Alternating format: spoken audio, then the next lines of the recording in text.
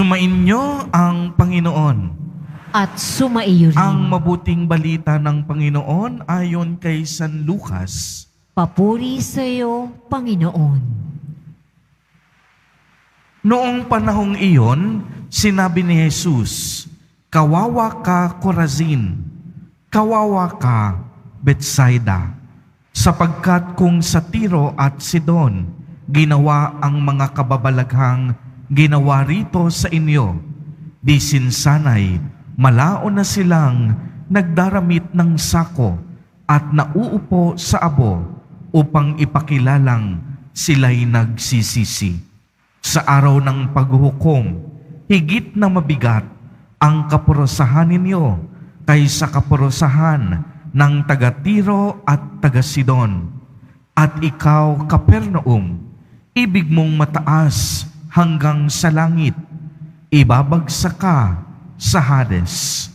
Ang nakikinig sa iyo'y nakikinig sa akin. Ang nagtatakwil sa inyo'y nagtatakwil sa akin. At ang nagtatakwil sa akin ay nagtatakwil sa nagsugo sa akin. Ang mabuting balita ng Panginoon. Pinupuri ka namin, Panginoong Hesukristo. Magsiupo mo na po ang lahat. Magandang umaga po sa inyong lahat, mga kapatid kay Kristo. Pakibati po muna ang katabi ng magandang umaga.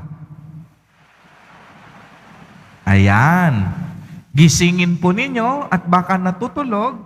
Napakaganda ng panahon, medyo malamig dahil umuulan.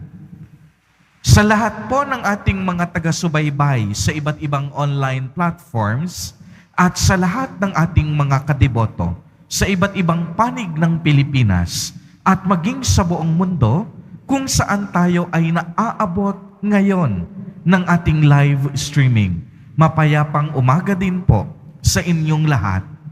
Purihin at dakilain natin ang ating Panginoon, ang mahal na poong Jesus Nazareno.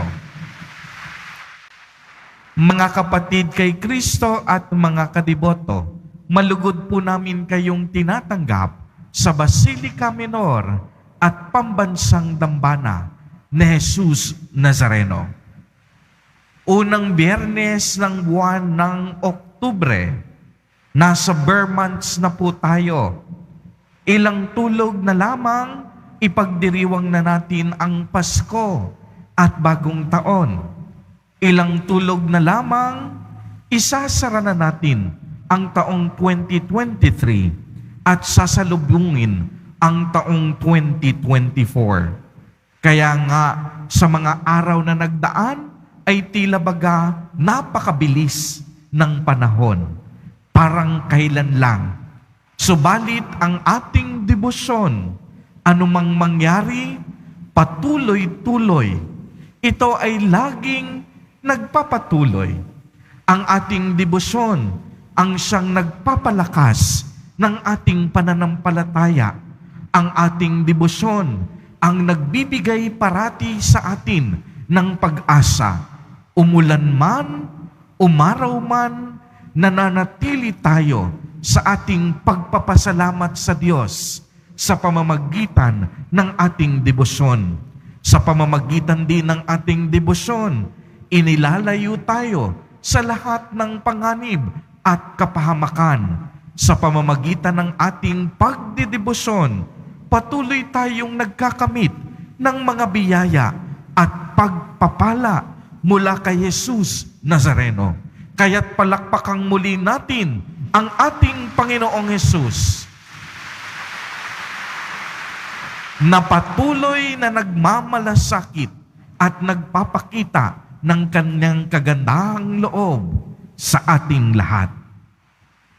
Mga kapatid kay Kristo at mga kadiboto, sa atin pong ebanghelyo, sa palagay po ninyo, bakit kaya tinuligsa ni Jesus Nazareno ang mga taga-Corazin, taga-Betsaida at taga-Capernaum? Simple lamang po ang kasagutan. ibinigay din sa atin sa ating ebanghelyo. Ginawan sila ng maraming kababalaghan, subalit hindi sila nagsisit, hindi sila tumalikod sa kanilang mga kasalanan. Uulitin ko po, ang mga taga-Corazon, Bethsaida at Capernaum, pinaramdaman ng Diyos ng kanyang awa, habag at pagmamahal. Ngunit nakakalungkot, sa kabila ng kabutihan ng Diyos, hindi sila nagbago ng kanilang mga puso. Hindi sila nagbago sa kanilang mga dating pamumuhay. Hindi sila nagsisi at hindi sila nagbalik loob. Ibig sabihin po nito, silang lahat hindi nagbago ng buhay. Kaya naman, ang buod po ng ating ebanghelyo sa araw na ito ay tila baga yung mga hinanakit ni Jesus Nazareno tungkol sa bayang nanatiling matigas ang kanilang puso. Hindi sumunod sa kalooban ng Diyos at hindi nila binigyan ng pagkakataon ang kanilang mga sarili na magbago ng buhay. Sinumbatan niya ang bayan ng Corazin at Bethsaida sapagkat narinig na nila ang mensahe ng Diyos, ngunit hindi nila ito pinanindigan ng mabuti. Sinumbatan din niya ang kanyang itinuturing na tahanan, ang Capernaum, sapagkat ito'y pilit na nagmataas para sa kanilang sariling kapakanan. Tila nga ba nakakatakot ang babala ni Jesus Nazareno na mabigat na kaparusahan ang harapin ng bayan na ito sa araw ng paghukom. Mga kapatid kay Kristo at mga kadiboto, tandaan po sana natin na ang mga himala, ang mga kababalaghan ni Jesus Nazareno ay naglalayon na maghatid sa atin ng kabutihan at pagbabago ng ating puso at pagbabago sa ating buhay.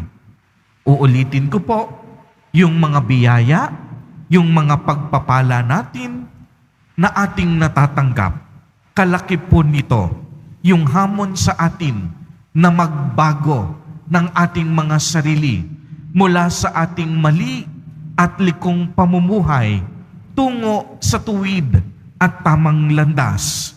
Lagi ko po itong sinasabi at ibinabahagi na isa sa pangunahing layunin ng Ebanghelyo, yung mga naririnig nating mabuting balita, ang isang pangunahing purpose nito ay ang panawagan ng pagbabalik loob. At pag sinabing pagbabalik loob, ito po yung pagsisisi natin sa ating mga kasalanan, pagtalikdan ng mga nagawa nating hindi magaganda, at ang ating pagsang-ayon na ituwid ang ating buhay upang gumawa ng mabuti at kalugod-lugod sa ating Panginoon. Kaya nga sa bawat pagkakataon na tayo ay sinasagot ng Diyos sa ating mga panalangin, sa bawat pagkakataon po na nakakadama tayo ng kaginhawahan mula sa ating mga sakit at karamdaman, sa bawat pagkakataon na tayo ay iniaadya ni Jesus Nazareno sa lahat ng panganib at masasama, kakambal nito ang paanyaya ng Panginoon na tayo ay buong pusong magbalik loob sa Kanya. Ipinaparanas ng Diyos ang Kaniyang kabutihan upang tayo pong lahat ay mas mapalapit sa Kanya. Ipinadadama niya ang Kanyang kabutihan at kagandahang loob upang mas mapalalim natin ang ating relasyon sa Kanya. Dahil nais ng Diyos, huwag tayong mapahiwalay sa Kanyang presensya. Ayaw ng Diyos na tayo ay lalayo sa Kanya, sapagkat sa tuwing tayo'y lumalayo sa Diyos, ayan yung pagkakataon na mas lalo tayong gumagawa ng mga kasalanan at kasamaan. Kapag tayo ay malayo sa Diyos, nawawala ng saysay at kabuluhan ang ating buhay. Kasama sa layunan niya na tayo ay magbago ng buhay mula sa madilim na nakaraan tungo sa isang banal at maliwanag na bukas. Sa makatuwid, ang mga bagay na ginawa ni Jesus Nazareno sa panahon ng Kaniyang misyon ay hindi lamang maghatid ng kagalingang pisikal, kundi maging para sa kabutihan ng buo nating pagkatao. Ang ibig sabihin, ang ipinaranas ni Jesus Nazareno ay ang paghilom at kagalingan ng buo nating sarili at pagkatao. Kaya nga yung kagalingang pisikal, isang bagay lamang yan. Ang nais natin ay ang pangkabuoang kagalingan. Kagalingan ng ating katawan, kagalingan ng ating emosyonal na kalagayan, kagalingan ng mga pagkukulang nating espiritual. Kaya sa araw na ito, mga kapatid kay Kristo at mga kadiboto, magandang pagnilayan natin ang mga bagay na ito. Maaaring maunlad tayo sa ating buhay sa kasalukuyan sa panlabas na anyo natin, kagaya ng buhay ng mga taga-Kapernaum nung mga panahong iyon. Subalit, salat naman sila sa kababaang loob at pagtalima sa Diyos. Ang atin pong mahal na Poong Jesus Nazareno, hindi interesado sa ating kayamanang pisikal, kung anumang kayamanang mayroon tayo sa mundong ito. Interesado siya sa kayamanan ng ating mga puso. Kaya mga kapatid kay Kristo at mga kadiboto, sa pagpapatuloy po ng ating banal na Eucharistia, magandang suriin natin sa ating mga sarili na sa kabila ng napakaraming biyaya at pagpapala na ating nakamit sa ating buhay, natuto na ba tayong magbalik loob? Tayo ba ay lumapit na kay Jesus Nazareno upang magsisi sa ating mga kasalanan at talikdan na ang ating mga maling pamumuhay? Isinuko na ba natin ang ating mga buhay upang si Jesus Nazareno ang maging hari ng ating puso, upang siya ang maging tagapagligtas ng ating buhay? Mga kapatid kay Kristo, inaanyayahan tayo, huwag nating panatilihin na maging matigas ang ating puso. Magbalik loob tayo. Amen. Purihin at dakilain natin ang ating Panginoon, ang mahal na Poong Jesus Nazareno.